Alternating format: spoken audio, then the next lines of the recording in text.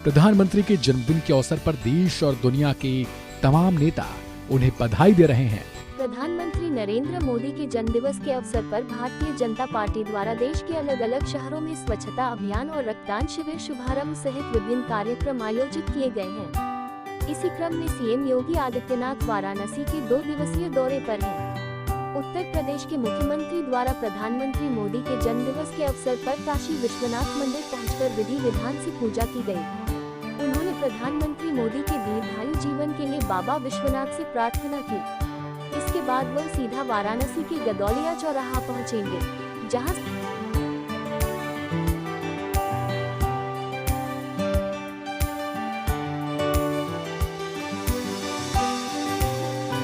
बधाई देते हुए उनके उत्तम और दीर्घ जीवन की कामना हम सब करते हैं। ये हम सबका सौभाग्य है कि देश की संसद में आदरणीय प्रधानमंत्री जी उत्तर प्रदेश का प्रतिनिधित्व करते हैं।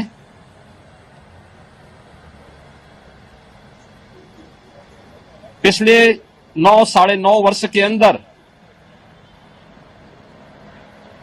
प्रधानमंत्री मोदी जी के नेतृत्व में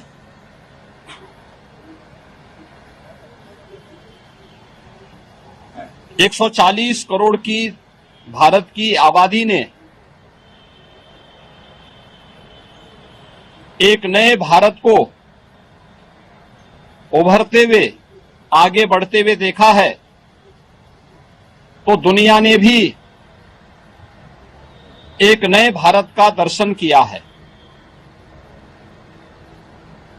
आजादी के बाद पहली बार बिना भेदभाव के शासन की योजनाओं का लाभ समाज के प्रत्येक तबके तक पहुंचना, अपनी अभिनव योजनाओं के माध्यम से गांव, गरीब, किसान, नौजवान, महिलाएं और युवाओं के लिए जो अनेक कार्यक्रम पिछले 9-9.5 वर्ष के अंदर प्रारंभ हुए हैं, इन्होंने देश के करोड़ों लोगों के जीवन में व्यापक परिवर्तन करने का कार्य किया है। आज इसी का परिणाम है कि भारत के अंदर 140 करोड़ जनमानस के मन में जहां एक नया आत्मविश्वास भरा है, तो वैश्विक मंच पर भी भारत की प्रतिष्ठा बढ़ने के साथ ही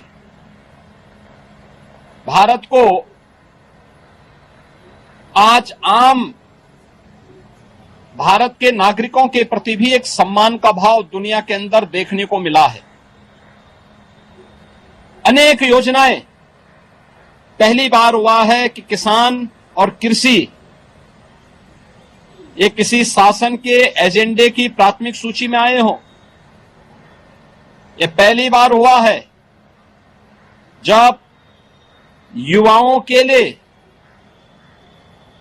न केवल रोजगार बल्कि उनके स्वतः रोजगार के साथ साथ अनेक ऐसे कार्यक्रम स्कूली जीवन से ही नेशनल एजुकेशन पॉलिसी हो या फिर digital India, startup India, stand up India, PM मुद्रा की योजनाएं,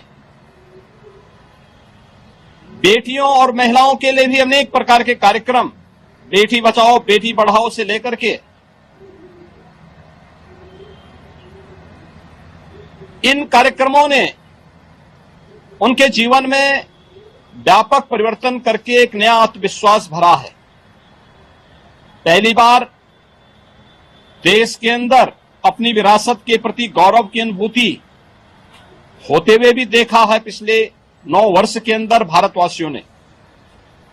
योग को वैश्विक मान्यता मिलना, आयुष को इस सदी की सबसे बड़ी महामारी के दौरान दुनिया भर में आयुष पद्धति के प्रति एक नया आकर्षण होना।